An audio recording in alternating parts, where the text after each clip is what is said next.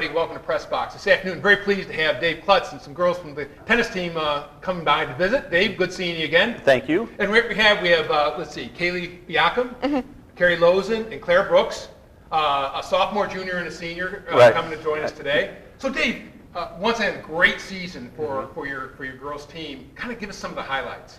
Well, last year we had a great season. We finished 5th in the state, and we graduated a lot of our top doubles players. And so we kind of had what we thought was going to be maybe a rebuilding year, but we had young ladies step right in and fill up our top double spots, and we ended up finishing 6th in the state this year, which was, if you'd have said that at the end of last year, I'd have said, awesome, I'll take that any day. Okay, but it must be getting a little bit old hat doing as well every year. So how many years now has this been that you've managed to get to the state tournament? Well, for me, this was, and my girls' teams, this was the 21st, but for St. Clair, it's 26 consecutive years for the girls' team. That's just amazing. Yeah. The consistency there is awesome. So tell me a little bit about this team. What are some of the strengths this team had? Well, we had all of our singles players back from last year, and we had a very strong singles lineup. So we knew that going in, that was going to be part of the strength of our team. What was amazing to both Coach Johnson and myself was how we had girls work so hard in the off season and step into our doubles lineup and do as well as they did. And Carrie and Kaylee were, our one doubles team this year and just did a great job. And where did they play last year? Well, Kaylee played 2 doubles as a freshman, and we knew what we were getting back with her. I mean, she's one of the better girls we've had come in to play doubles. And Carrie played 5th doubles, which is just outside of the lineup, and what an amazing improvement from last year. And they were a powerhouse to deal with this year. You talked a little bit about the off season. So give us an idea what some of the girls do in the off season to prepare for the season. Well, first of all, in the summertime, we will make sure that we get the kids in our rec lessons, or they do a camp up in Port Huron through the tennis house. And we encourage all of our kids to get into that. And over the last couple years, we've been encouraging our boys and girls teams to kind of get up there to the courts and meet and just play, just get match play. And that helps out a lot as well. Do they normally play tournaments as well? Are there tournaments around here that they can get into? Yeah, most of the kids do, especially the varsity players. The Port Huron Tennis House hosts like 4 or 5 different tournaments, and we encourage the kids to get in those. So you mentioned that the team did well in bringing some doubles players, and I was looking at it today. It kind of surprised me. There's actually essentially 12 starters in girls tennis. There's 4 singles players and there's 4 doubles teams of 2 girls each. That's 12. Right. It's more than a football team. Right. So how do you prepare? How do you get that depth going? Well, when I first started, we only had 10. You did not play a 4th doubles. But I always kept a 4th doubles team to kind of, these are girls that I saw that were probably going to make the team the next year. And then the state went to, they added a 4th doubles team. So now I have added a 5th doubles team. Just always trying to get girls that are just on the cusp of making the lineup, that extra practice, the extra matches to get them ready to go the following year. Now as a coach, do you take a look at the girls year to year and to say, well, we want you to focus a little bit more on singles, or you're going to be one of our doubles players? How's that work? In the back of my mind, yes, but it doesn't always work that way. I mean, there are some kids who I'm thinking, yeah, they're probably going to be doubles, but they work at their game so hard, and they play tournaments, and then all of a sudden they might be a singles player. Yeah. So, tell me a little bit about, you've played consistently up in the top level with the Red. Has that helped you through the years in preparing for the regions in the states? Yeah, I mean, our schedule is so hard for the girls. I mean, there's parts of it that just get demoralizing because we're playing all these big D1 powerhouse schools. And when we get to our regional, it's all the schools our size, and like, all right, this is easy compared to our season. You know what I mean? Well, how do you handle that? Because if you're getting pounded, one love or something like that, how do you get them with the confidence to go out and really play their game when the opportunity appears? Well, that's the trick to scheduling. A long time ago, my old high school coach kind of talked to me about how we scheduled, and it always stuck with me.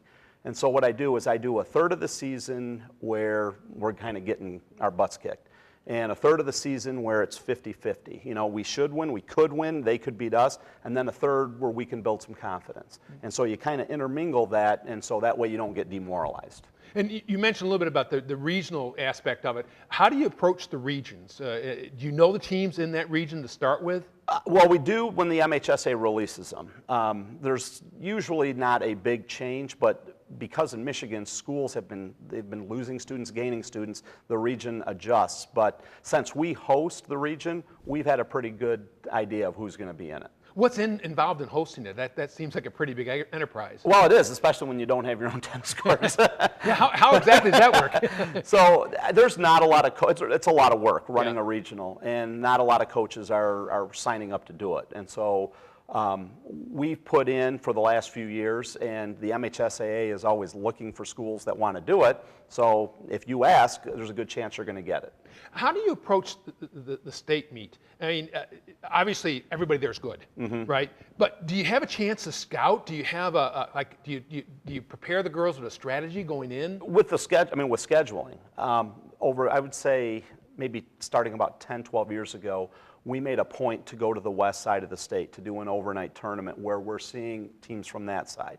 The tournaments that I schedule for the girls are done basically on a basis to make sure that we see the teams that we're probably going to see at the state finals. Okay. And just from a standpoint of like looking at the players, do you get involved in seeding? How does the seeding of those things work? Well, that seems to be crucial. Really. It is. That's really the key to doing well at regionals and doing well at the state finals. And so if you play a schedule where you're not playing tough competition, when you go to a seed meeting, you could be undefeated, but they're going to say, who did you play? And so it's important that you see that tough competition. And if you do get your team flight seeded, then you have a better chance to do well. So do other coaches actually support your players in saying, yes. I saw Claire, she's a good player, her record's X, but in terms of level, she's played all the top players. Absolutely, yes. We all, because you want to make sure that the better players get seeded, whether they're your players or on the other team. And maybe explain that for our viewers, what seeding means and how it works, why it's important. The idea is that based on what you do in the regular season determines where you are in the draw. And so you want to keep the better players farther apart from each other so the better players have a chance of winning and then seeing each other later in the tournament. And they don't play each other to the semis, to the finals. Exactly. They don't get knocked out. So like usually the quarterfinals. Which is obviously quite a difference from, say, football or basketball, which is essentially an unseeded draw. Correct. And you could literally have the top two basketball teams in the state in the same district playing the first game. Exactly. And we try to avoid that, yes. So one last question, and again, just looking at the website, you couldn't help noticing that the top three teams were all private. Country Day, I think, Cranbrook, and one of the Grand Rapids Christians. Right. How does that work? I mean, it just seems there's certainly an advantage for the private schools in this situation. In our division, we're Division III, and we seem to be the division that gets the private schools more than the others. We have Cranbrook, Country Day, and Holland Christian, Grand Rapids. Yeah, we're that size. Yeah. And so it does make our division a little more challenging. However, public schools have won it, and we just need to get better to do it. So girls, and thanks, Dave, and we'll get back to you because I know there are a couple other things we want to talk about, but I'm really happy you guys have come by. And Claire, you played singles. How did you start playing tennis? What got you involved to start with? I started playing when I was about 5 or 6. My grandpa, Ron Stablin, was actually the coach at St. Clair High School before Coach Clutts. And so it's just kind of been in my blood. Everyone in my family's been playing. So I just picked up a racket when I was really young and I started playing. Did you like it right away, or was it not something that you got Oh yeah, in? I immediately got started playing at the tennis house with different coaches, and I started moving up levels in groups because I started picking it up pretty quickly. And I've just played it the rest of my life. I loved it, and I still do. Okay. Carrie, what about you? How'd you start?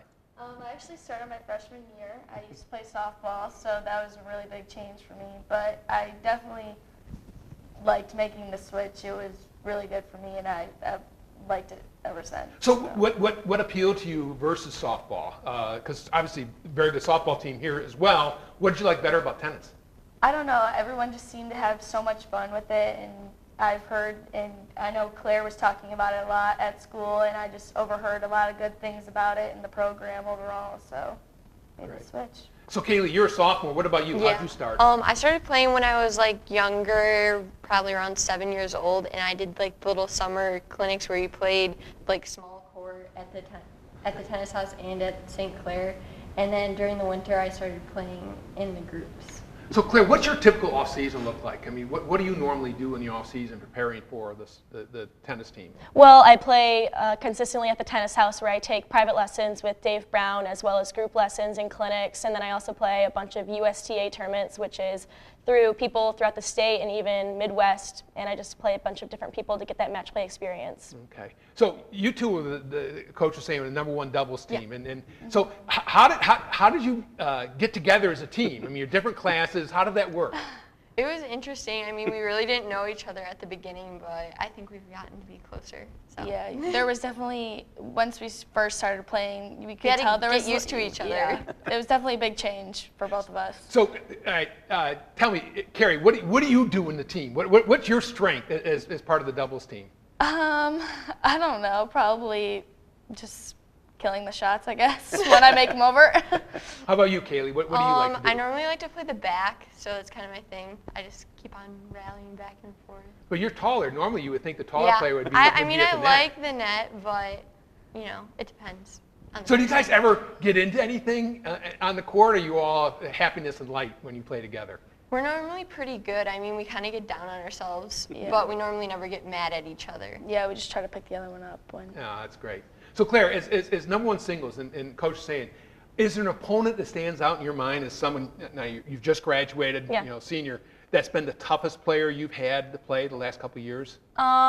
Yes, I would definitely say that the toughest player that I've had to play was a tie between my good friends Grace Whitney and Bella Murray, and they play for Imlay City and Port Huron Northern. And the reason why it's been so tough to play them is because I've played with them since I was little, and we've become really, really good friends, and we play with each other on a regular basis. So playing against them is kind of a weird feeling because we're usually partners. We play in the same travel team, so it's just a weird experience playing against them rather than with them. How do you approach someone like that? They must know every single shot you hit. Yeah. I mean, what do you do to try to change things up and get an advantage? I mean, it's really difficult because we've been playing with each other for over 10 years. We really do know everything about each other, but the big part is just keeping your mental game strong and just trying to ignore the fact that we know each other and just play some tennis. Okay. Carrie, what's your favorite shot? What do you like to do more than anything else in playing tennis? I definitely like my forehand. What kind of forehand is it? Top spin or? Top spin, yeah. Yeah. And do you play ad or the deuce court? I play the deuce side. Why? What do you like about that? I'm more consistent with my forehand, so that's definitely my stronger side. So I obviously like playing that side better. So. What about you, Kaylee? I actually like backhand, so it kind of worked out Obviously, for me and Carrie being partners. And you might maybe explain that to our viewers. Why is the deuce side forehand and the backhand side on the ad side? Well, it's like how you take the ball. So you're on the right side if you're playing forehand and left if you're playing backhand. So I like my backhand, and I like to hit it like pretty strong, just down the line. So that's kind of my thing. All right. So Claire, one of the questions I had for you is again, you've been playing for a long time. Is there a type of opponent that you either frustrated with or gives you a hard time, more of a we used to call backboard, who gets everything back, not necessarily a lot of pace, but just gets it back, or do you have a more difficult time with an attacker, someone who's really trying to pound you? No, I definitely have a more difficult time with someone who just gets everything back, and it just kind of wears me out mentally, not as much physically, but it's just really, really exhausting mentally to have to play somebody who gets everything back, and it kind of makes you frustrated, and it makes it harder to pull out the match and just make it an easier win when I'm just frustrated mentally like that. When you're playing well, what's working for you typically? When I'm playing well, my forehand inside out is on point. It's always my biggest shot, and it works for me every single time. And when I'm playing well, I'm serving well, and I'm mentally in it. Okay. Now, do you rush the net, or are you more of a backcourt player? I prefer more to play at the baseline, not because I don't like playing at the net, but it just seems to work out for me better as a weapon, hitting my big, deep forehand for other players. So, girls, what was your biggest thrill this year? I think our biggest thrill would probably be when we beat one of the, I'm trying to think of their names. What was their names? Was it Grand Rapids Christian? Grand Rapids Yeah, Christian. Grand Rapids Christian. And everybody was watching us, and we didn't know it was going to happen. We ended up winning in a tiebreaker against them, so I thought that was a pretty big deal. How about you, Carrie? That was definitely one of the moments when we kind of knew, like, that's when we kind of started, like, getting to know each other better and, like, getting to work with each other a lot better. Start feeling, hey, this could be something special. Yeah. And then Go ahead, Claire. And with that team finishing third in the state and that them being a usual top team in the state, we knew that was a huge win for them to be seeded at states and for them to be looking up in the state tournament. Yeah. So, Claire, we kind of asked this before we got started, but if you had to explain someone who really doesn't understand or play much tennis, what's difficult? What's one of the more difficult things about playing tennis? What would you tell them? Well, what's really difficult about playing tennis is the entire mental game. It's really challenging. You have to be alone on the court. Nobody's telling you what to do every second of the time. So you really have to keep composed and just play the game and make sure that you don't get too down on yourself, that you get too frustrated to play. Yeah, exactly. So, girls, do you, now, it was Carrie, you hadn't played. You came in as a really a freshman and started playing tennis. Yeah. Do you girls kind of look down at the classes or the girls coming in, whether freshmen or eighth graders, and maybe think about recruiting, you know, a good athlete or someone who maybe hasn't played much tennis? Do you do any of that? Yeah, I definitely think like if you have, especially an athletic background, I think you can easily pick it up and start playing. And just like I did, like I started playing and playing more, and I think it just started clicking. So. Okay. Kaylee, how do the coaches help you prepare? Well, normally they get us ready by like working on certain shots that we need help with, which really helps me because sometimes I just get down on myself and say I can't hit a normal shot, but then they come and help me and I'm fine. So.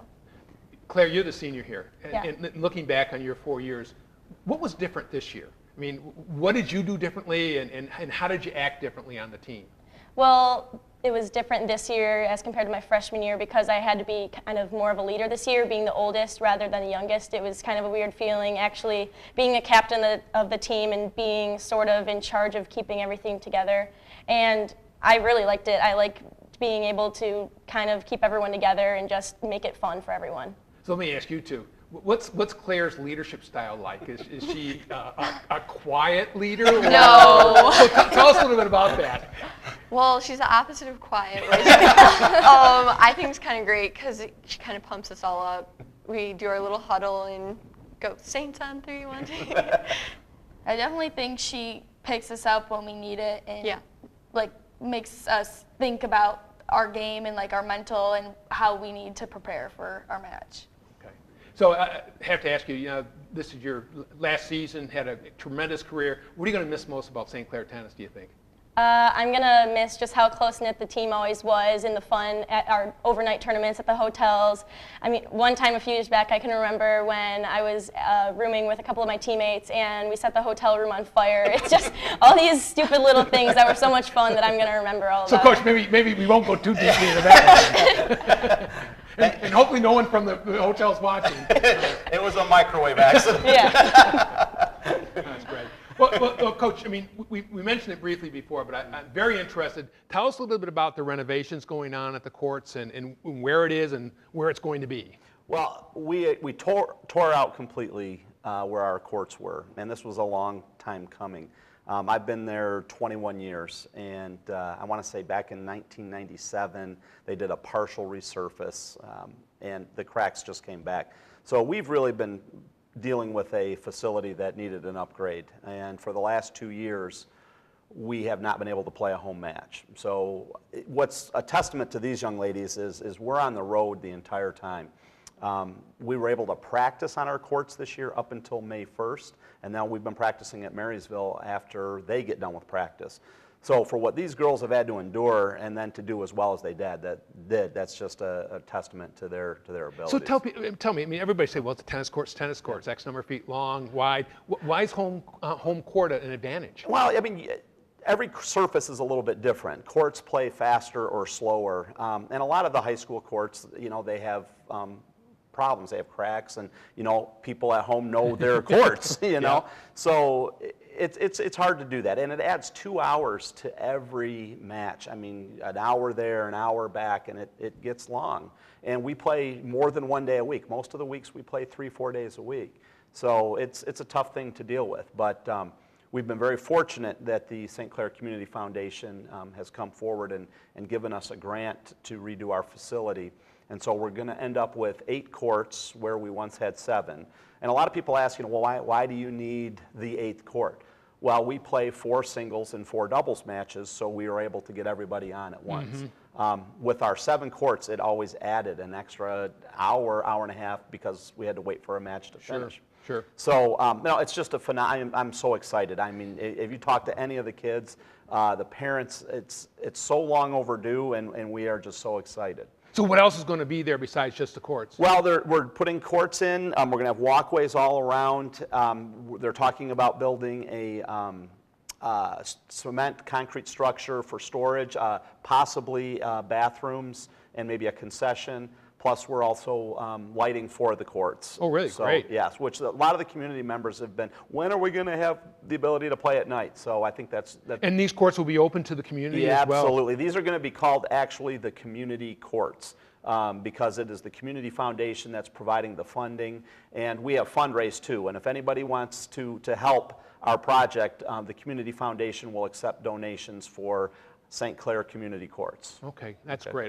And having seen that, obviously, a number of the courts were in pretty tough shape, and this would be a big advantage and Yes. a big improvement over what we've had. And even when we were playing on the courts for practice, we could only use 5 of them. They were not in good shape. What's the timeline then? When it hopefully is the project going to be completed? We're hoping by the beginning of boys season, but I think we've set like the beginning of September as kind of our target. Okay, that's great. Well, and certainly we welcome anybody to go out and take a look. They're right adjacent to the high school there, out Rattle Run Road, and it should be a really terrific project. And people don't realize that these are the only public courts in St. Clair, the city of St. Clair, and the community. And our courts get used probably more than any other public facility in the county. So we're excited, and I think the community is really excited for it as well. Oh, that's terrific. Well, girls, Gren, thanks very much. Dave, wanted to kind of close, just ask you the question, turn around a bit. So you've been a very successful high school tennis coach now for 20 plus years. What have you taken from coaching that's helped you in the classroom? For me, I think the biggest thing is that when you're in the classroom, you see the kids one way. And when you're on the tennis court, you see them in a completely different light. A lot of them, they'll let their hair down, they'll relax a little bit. And so it really helps kind of build relationships with kids. You know, when you see them outside of the school setting, you see a different layer of the kid, and you just get to know them better, and that helps translate in the classroom. Well, I appreciate it. And Claire and Carrie and Kaylee, almost alliterative. Exactly. Very happy you guys came in. Claire, great luck next year at Michigan State. I know you do well. Dave, again, thanks for coming. Absolutely. And again, we certainly encourage anyone who was interested in helping on the tennis court renovations to contribute to the St. Clair Community Foundation. to the fund and make that happen. Well, again, thanks very much. That's it for today. We'll see you next week with Press Box. Good night, everybody.